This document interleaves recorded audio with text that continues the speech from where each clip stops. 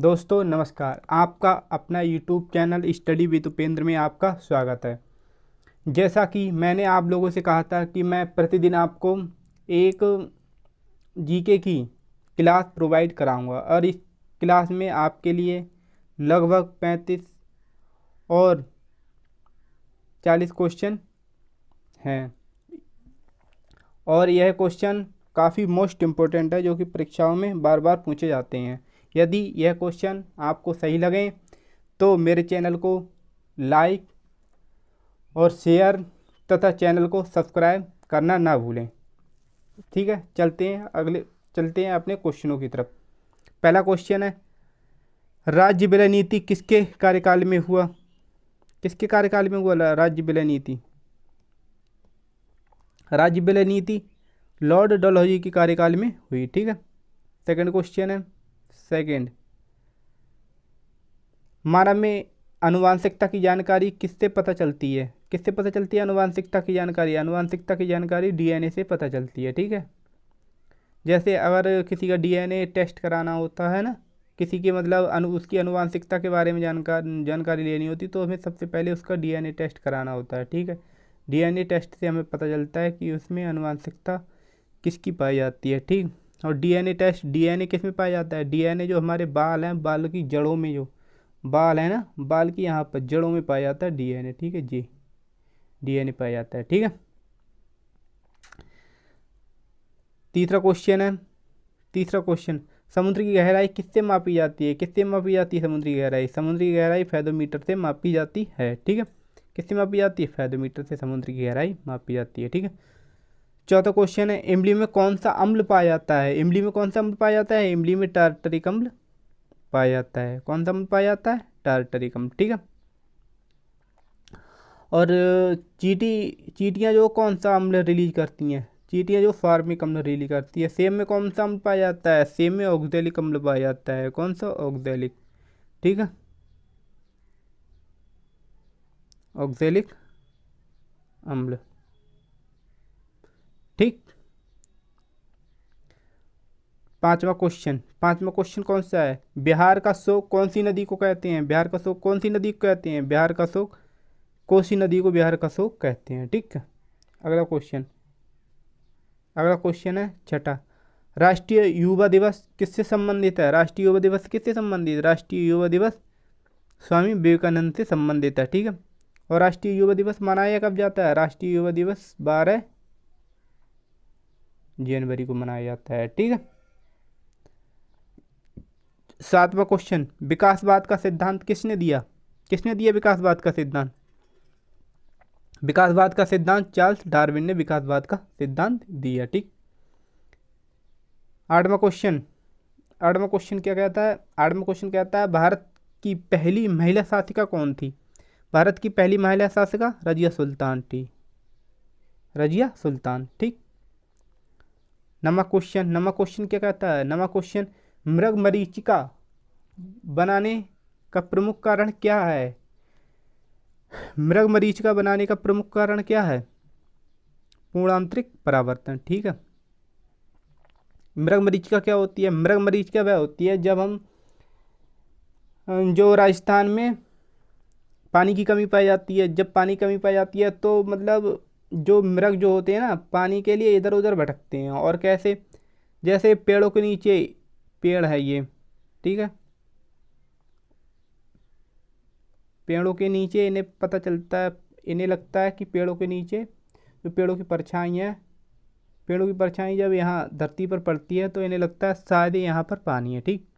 और ये ढूंढते पानी की तरफ जाते हैं, लेकिन वहाँ पर जाकर पता चलता है कि वहाँ पर पानी की कोई उपलब्धता नहीं है। ठीक। जिसे क्या कहते हैं? जिसे मृग मरीचिका कहते हैं। ठीक है। मृग मरीचिका पूर्ण आंतरिक परावर्तन के कारण होती है। ठीक। 10वां क्वेश्चन, भारत का सबसे बड़ा ग्लेशियर कौन सा है? कौन सा है भारत का सबसे बड़ा ग्लेशियर? सियाचिन भारत का सबसे बड़ा ग्लेशियर है। ठीक। 11वां क्वेश्चन, किस वायसराय के कार्यकाल में रोलेट एक्ट पारित हुआ? किसके कार्यकाल में हुआ? वायसराय जेम्स फोर्ड के कार्यकाल में रोलेट एक्ट पारित हुआ। ठीक। रोलेट एक्ट क्या है? रोलेट एक्ट ये काला कानून है। ये क्या है? ये कानून, इसके तहत ब्रिटिशों को ऐसा अधिकार प्राप्त हो गया था कि यह भारतीयों पर बिना मुकदमा चलाए उन्हें जेल में डाल सकते हैं। ठीक है। 12वां क्वेश्चन क्या है? 12वां क्वेश्चन है, किस गवर्नर जनरल ने अपने आप को बंगाल का शेर कहा था? किसने कहा था? गवर्नर जनरल वेलेजली ने। वेलेजली ने अपने आप को बंगाल का शेर कहा था। अगला क्वेश्चन क्या है? 13वां, बाणभट्ट किसके दरबार में रहता था? किसके दरबार में रहता था? हर्षवर्धन के दरबार में बाणभट्ट रहता था। ठीक। 14वां क्वेश्चन, पृथ्वी के भूपृष्ठीय स्तर को किस नाम से जाना जाता है? पृथ्वी के भूपृष्ठीय स्तर को किस नाम से जाना जाता है? पृथ्वी के भूपृष्ठीय स्तर को सियाल नाम से जाना जाता है, जिसे क्या कहते हैं? इसे हम क्रस्ट भी कहते हैं। ठीक, क्या कहते हैं? क्रस्ट। इसके बारे में मैं थोड़ा आपके लिए बताऊंगा क्या आता है। जैसे पृथ्वी है, ये रही पृथ्वी। ठीक, पृथ्वी इसकी आंतरिक संरचना है। ठीक है, इसे क्या कहते हैं? इसे क्रस्ट, क्रस्ट या सियाल, सियाल। ठीक, इसे क्या कहते हैं? इसे कहते हैं मेंटल, मेंटल या सीमा, मेंटल या सीमा। ठीक, और इसे क्या कहते हैं? इसे कहते हैं क्रोड या कोर। ठीक, इसे क्या कहते हैं? इसे क्रोड या कोर कहते हैं। क्रोड, क्रोड या कोर। अगला क्वेश्चन है 15वां, जवाहरलाल नेहरू ने कितनी बार कांग्रेस अधिवेशन की अध्यक्षता की? जवाहरलाल नेहरू ने 4 बार कांग्रेस अधिवेशन की अध्यक्षता की। कौन कौन सी सन में? 1929, 1929 को, 1930, 1936 और 1937। 1929 को लाहौर अधिवेशन की अध्यक्षता की, लाहौर अधिवेशन। ठीक, लाहौर अधिवेशन की अध्यक्षता, और इसी अधिवेशन में पूर्ण स्वराज की मांग की गई थी। पूर्ण स्वराज, पूर्ण स्वराज की मांग की गई थी। अगला क्वेश्चन है 16वां, प्रथम योग विश्वविद्यालय स्थापित कहाँ हुआ? प्रथम योग विश्वविद्यालय स्थापित कहाँ पर हुआ? प्रथम योग विश्वविद्यालय मुंगेर। कहाँ पर है मुंगेर? मुंगेर है बिहार में। कहाँ पर पाया जाता है मुंगेर? बिहार में। और इसकी स्थापना किसने की? बिहार। ठीक, और इसकी स्थापना किसने की? इसकी स्थापना स्वामी रामानंद ने। किसने? स्वामी रामानंद ने नहीं, स्वामी सत्यानंद ने। इसकी स्थापना स्वामी सत्यानंद ने की। कब की? 1964 में, 1964 में की। ठीक है, अगले क्वेश्चन की तरफ चलते हैं। अगला क्वेश्चन है 17वां, मैटूर बांध किस नदी पर बना है? मैटूर बांध किस नदी पर बना है? कावेरी नदी पर मैटूर बांध बना है। 18वां, जोग जलप्रपात किस नदी पर बना है? जोग जलप्रपात शरावती नदी पर बना है। और जोग जलप्रपात कहाँ पाया जाता है? और जोग जलप्रपात कर्नाटक में है। ठीक, कर्नाटक।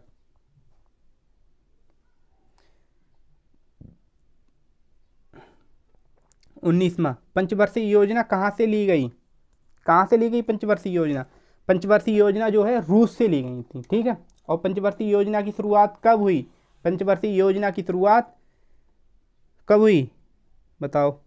पंचवर्षीय योजना की शुरुआत 1951, पहली पंचवर्षीय योजना 1951 से 1956 के बीच हुई। ठीक है, यह कौन से मॉडल पर आधारित थी? हेरोड डोमर मॉडल पर। कौन से? हेरोड डोमर मॉडल पर आधारित थी। यह किससे संबंधित थी? कृषि से संबंधित पहली पंचवर्षीय योजना। द्वितीय पंचवर्षीय योजना 1956 से 1961 के बीच हुई। ठीक है, यह कौन से मॉडल पर आधारित थी? यह द्वितीय पंचवर्षीय योजना जो थी महालनोबिस मॉडल पर आधारित थी। ठीक है, अगला क्वेश्चन क्या है? 20वां, दिलवाड़ा जैन मंदिर कहाँ स्थित है? कहाँ पर है? माउंट आबू। माउंट आबू कहाँ? राजस्थान, राजस्थान में। ठीक, काफ़ी इम्पोर्टेंट मंदिर है ये। ठीक, 21वां, भारत की तीनों सेनाओं का अध्यक्ष कौन होता है? भारत की तीनों सेनाओं का अध्यक्ष कौन होता है? राष्ट्रपति। ठीक है, अगला क्वेश्चन 22, ट्रांसफार्मर का प्रयोग क्यों किया जाता है? ट्रांसफार्मर का प्रयोग क्यों किया जाता है? ट्रांसफार्मर का प्रयोग वोल्टेज नियंत्रित करने के लिए किया जाता है। किसके लिए किया जाता है? वोल्टेज नियंत्रित करने के लिए ट्रांसफार्मर का प्रयोग किया जाता है। 23, गोवा किसके अधीन था? गोवा पुर्तगालियों के अधीन था। किसके अधीन था? पुर्तगालियों के। ठीक है, पुर्तगालियों के अधीन कौन था? गोवा पुर्तगालियों के अधीन था। 24वां, सरदार सरोवर बांध किस नदी पर स्थित है? सरदार सरोवर बांध नर्मदा नदी पर स्थित है। नर्मदा नदी पर स्थित है। 25वां क्वेश्चन, जन गण मन राष्ट्रीय गान पहली बार कब गाया गया?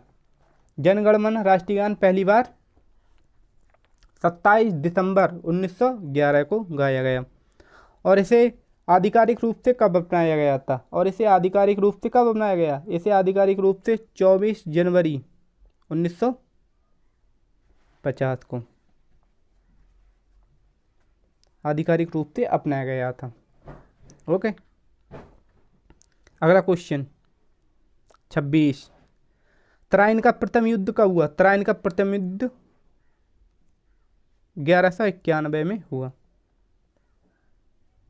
27, जल में घुलनशील विटामिन है। जल में घुलनशील विटामिन कौन कौन सी हैं? जल में घुलनशील विटामिन, विटामिन बी और विटामिन सी जल में घुलनशील है।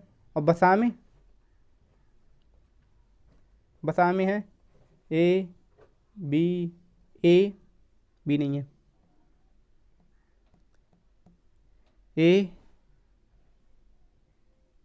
डी के और ई, ए डी के और ई वसा में घुलनशील विटामिन है। ठीक है, अगला क्वेश्चन क्या है 28, भारत में इलायची का सर्वाधिक उत्पादन कहाँ होता है? कहाँ होता है सर्वाधिक उत्पादन? भारत में इलायची का सर्वाधिक उत्पादन केरल में होता है। 29 क्वेश्चन, पेट में कौन सा अम्ल पाया जाता है? पेट में HCl यानी कि हाइड्रोक्लोरिक अम्ल। कौन सा अम्ल? हाइड्रोक्लोरिक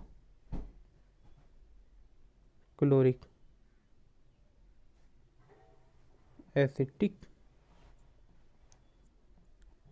30वां क्वेश्चन, पके हुए आम में कौन सा विटामिन पाया जाता है? पके हुए आम में विटामिन ए पाया जाता है।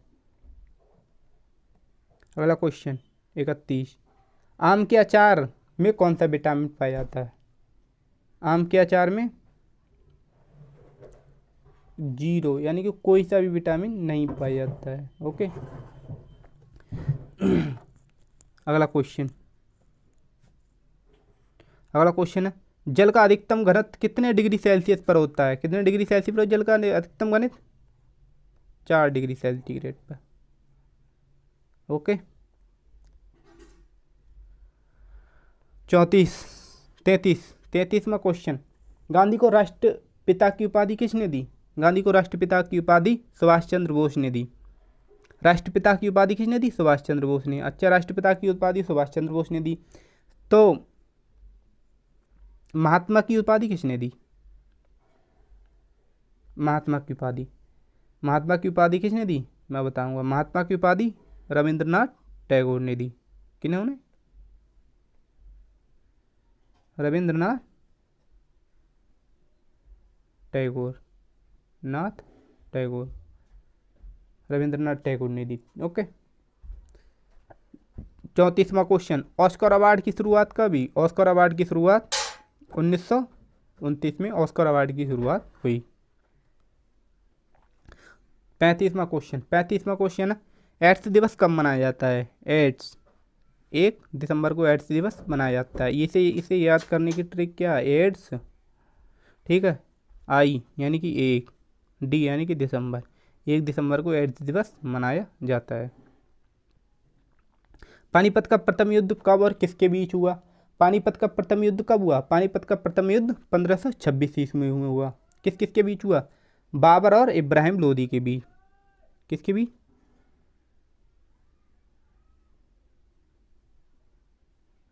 बाबर और इब्राहिम लोदी के बीच, ठीक है। और इसमें विजय किसकी हुई? और इसमें विजय बाबर की हुई। ओके, अगला क्वेश्चन क्या है? हो गया 37वां क्वेश्चन। पानीपत का द्वितीय युद्ध, पानीपत का द्वितीय युद्ध किस किस के बीच हुआ?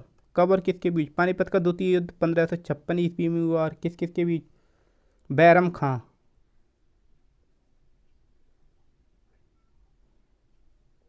बैरम खां और हेमू के बीच। बैरम खां अकबर का सेनापति था और हेमू किसका सेनापति था? और हेमू जो था शेर शाह सूरी का सेनापति था। और इसमें विजय किसकी हुई? बैरम खां की, ठीक। अगला क्वेश्चन 38। पानीपत का तीसरा युद्ध कब और किसके बीच हुआ? पानीपत का तीसरा युद्ध 1700। पानीपत का तीसरा युद्ध कब हुआ? पानीपत का तीसरा युद्ध 1761 ईस्वी में हुआ। किस किस के बीच? किस किस के बीच हुआ? मराठाओं के बीच प्लस अहमद शाह अब्दाली, अहमद शाह अब्दाली के बीच, ठीक। और इसमें विजय किसकी हुई? और इसमें विजय अहमद शाह अब्दाली की हुई। इसी के साथ हमारी ये वीडियो यहीं समाप्त होती है। यदि ये वीडियो आपको अच्छी लगी हो तो हमारे चैनल को सब्सक्राइब करें और दोस्तों के साथ शेयर करें। धन्यवाद। आपका दिन शुभ हो।